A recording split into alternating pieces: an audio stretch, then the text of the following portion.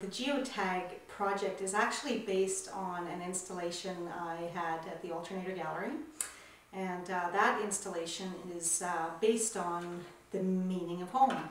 And what I've done for that exhibition actually is I built 100 of these paper sculpture homes that acted as a backdrop to the video portion of the work.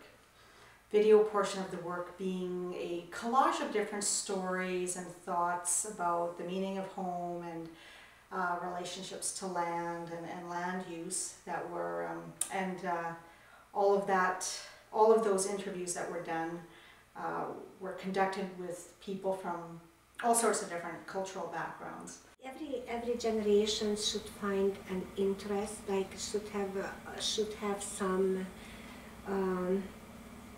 things to do in the community, and they should be very friendly to each other, helpful to each other, and just live like it's a huge family in the communities. And so the Geotag project is just really I'll call it a condensement of that project that I had at the Alternator. It's a smaller version of it that's available online, and the way you access that is through the public installation part of it that I have out in Myra Canyon, where I've built 3 larger scale white paper houses, and I'm documenting them as they erode into our landscape instead of our landscape eroding because of our development. So that's Geotag in a nutshell.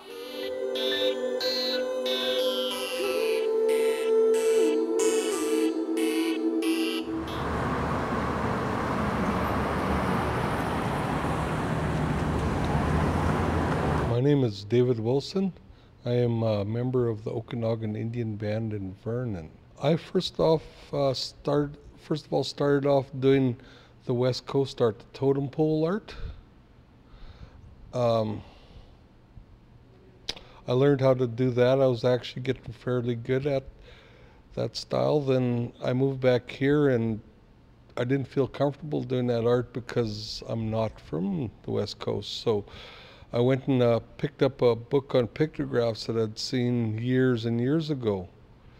And I applied the basic principles of West Coast art to the pictographs. So I do a contemporary version of ancient pictographs. Kelowna means grizzly, so that's why I used the grizzly.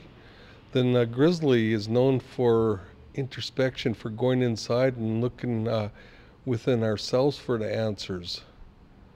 So that of course is part of the medicine wheel, and all answers can be found with the medicine wheel. It's also called the great sacred flowering tree. The story is told because grizzly bears hibernate during the winter months. That is when they dream. In this painting there are 2 scenes. On the outside the scene is dark while the inside is light. The image inside represents what the bear is thinking about. He is dreaming of 2-legged power, the power of man. Outside, there's an image of an owl. Look closely though, and you will see all is not how it first appears. This owl is a wolf dressed in sheep's clothing. In this story, instead of following the false wisdom, the bear searches within for answers. Inside, in the light, we see a mountain shaped in the form of a man lying down. The sun brushes against the man's forehead, pointing to his mind. The clouds and storm which touch down on his stomach represent an inner conflict. This struggle extends from his mind to his stomach, creating a storm. Here, where many of the emotions are rooted, the 2 deities in front hold a drum and a fire to symbolize thunder and lightning. When he tries to live in his mind, the man struggles in this lonely place without love. His mind is wild and powerful, but in his heart, at the center, he finds a place of pure love, where he feels peaceful. Because of this, words spoken from the mind can be forgiven, while words spoken from the heart can never be taken back. After the storm subsides, a rainbow appears above his heart, held up by a thunderbird. The rainbow symbolizes the bridge between heaven and earth. As it rises, the man can see that the solution to his inner conflict comes from accepting the duality of his mind and living in his heart. This is the teaching of the grizzly bear. All the answers we seek are within.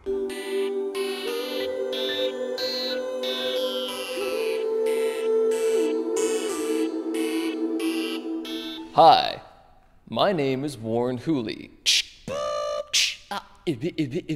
a.k.a. Abrupt. I am a half Okanagan Indigenous, half Irish Ukrainian man, born in Penticton, British Columbia, as part of the Sioux Nation. I'm a professional emerging workshop facilitator, progressive lyrical hip-hop artist, and a graphic designer. Those are the main three that I've been focusing on anyways. I have also gone to the Okanagan Center as part of the National Aboriginal Professional Artist Training Program. It's the latest schooling that I've taken for the past 2 years. And I really grew a lot as an artist here, as a person as well. My project for Geotag Art Dot Com it's actually a song that I've been working on for the past 2 years, and it's called Dance With Me. And it's kind of all a culmination of all the relationships that I've been in my life. And it's kind of interesting, I almost fused all the women that I've dated into this one woman, and this conversation that I'm having with her during the song. And how I managed to mix it into this project was I recorded a new intro for the song where I talk about how this is the place where I come to get away from it all, and this is where I met her. This is where I seen her for the first time. And it really just brings it segues into the song Dance With Me. And people get to really stand at that location if it's a really nice viewpoint, and maybe be able to imagine the storyline of me and this girl meeting her for the first time and the things that I talk about in the song. It's like I knew at first glance that you were the one, and I hoped that one day you'd be bearing my son. I just don't know whether me and you can ever be. I want to grow together and set ourselves free. So my piece for the Geotag project was actually inspired by some found audio that I had been given from Wendy Wickwire, who is an anthropologist. She lives in Victoria right now. She had spent quite a few years with my family when I was a child, and from approximately 1977 to about 1985. She was in the Okanagan Valley, traveling back and forth, just trying to understand stories and songs and stuff from wax cylinder tapes. But for Geotag, I had tried to recreate what it might have been like when my grandmother went up the mountain and searched out for tiger lilies. The premise of the story is that when she was younger, she was given a story from her grandfather, and he told her that she would use it for times when she was upset, and she could only use it when she was upset. She'd have to go to the mountains, search out the tiger lilies, and sing this song, and then from there she would either garner strength or whatever it was that she had garnered from it. This song was sort of a power song to where she would sing it to the actual plant and hopefully get some clarity from that. So I filmed myself driving up to the mountain, to the spot where the tiger lilies were that I knew of, and recreated what it might have been like for her. He says, you go back that way and you come up and you come to the bunch. He says, right now And tiger lilies are about that high.